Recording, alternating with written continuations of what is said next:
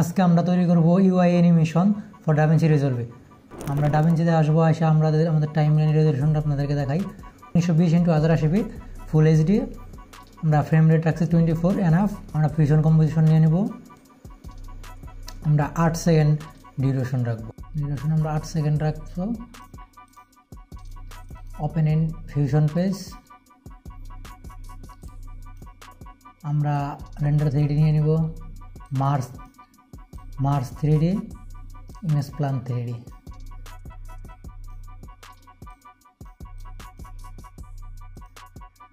সবগুলোর সাথে কানেক্ট করে দেব। এরপর আমরা একটা ব্যাকগ্রাউন্ড নেব,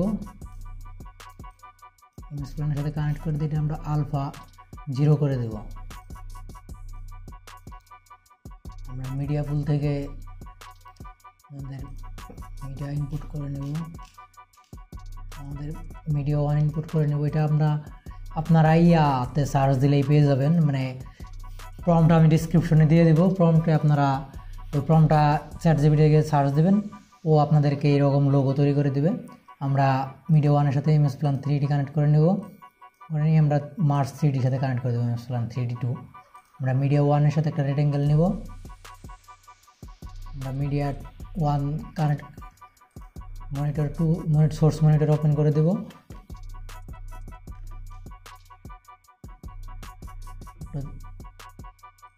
ব্যাকগ্রাউন্ডটা ওই পিছনের ব্যাকগ্রাউন্ডটা আর কি আমরা রিমুভ করে দেব রেড অ্যাঙ্গেল মার্কস দিয়ে।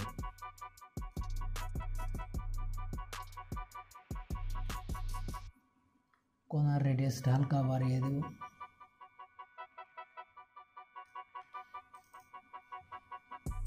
হয়ে গেছে।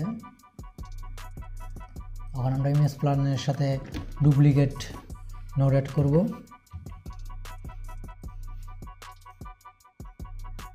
মার্স নোড আমরা সোর্স প্যানেলে ওপেন করে দেব। ইমেজ প্ল্যান এটা ট্রান্সফর্ম থেকে কি ফ্রেমগুলো করে নেব। ইমেজ প্ল্যান থেকে আমরা 15 ফ্রেম সেকেন্ডে এসে কি ফ্রেম দিয়ে দেব। সবগুলোতে 100 ফ্রেম সেকেন্ডে এসে আমরা সবগুলোতে কি ফ্রেম দিয়ে দেব।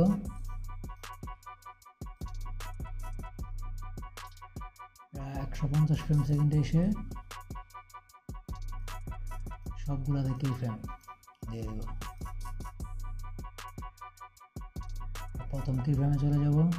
এটা আমরা জুম করে নেব, এই পর্যন্ত থাকবে। হালকা রোটেশন করে নেব।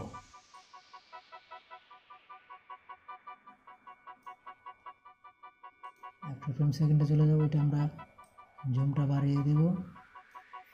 আমরা এইরকমভাবে মুভ করে দেব। তো এইদিকে থাকবে 100 ফ্রেম সেকেন্ডে এসে আমরা আবারও জুম, আমরা এইদিকে ঘুরিয়ে দেব। এরকমভাবে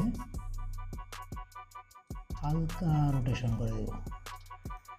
150 ফ্রেম সেকেন্ডে এসে জুম, এইরকম এই পরিমাণে ঝুম রাখবো। আমরা 0.93-তে ঝুম রাখবো। রাখার পরে রোটেশনটা এইদিকে রোটেশনটা করে দেব।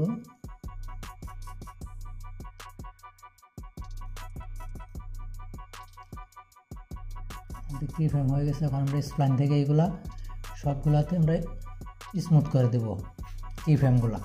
জুম টু ফিট সিলেকশন, আমরা ইস থেকে আউট কিউব করে দেব।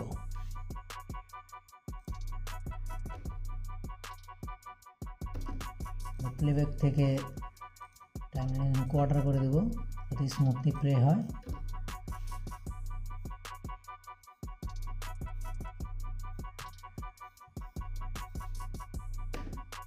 অ্যানিমেশনের কাছে আমরা এডিট পেজে চলে যাব।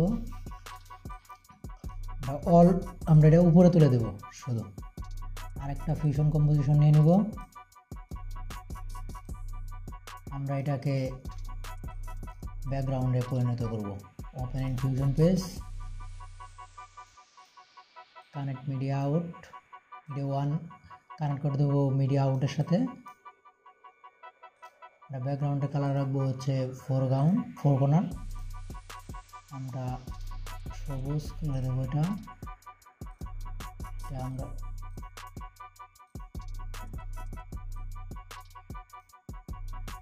আমরা এটা আরো একটু গাঢ় করবো, আকাশি কালার করে দিই।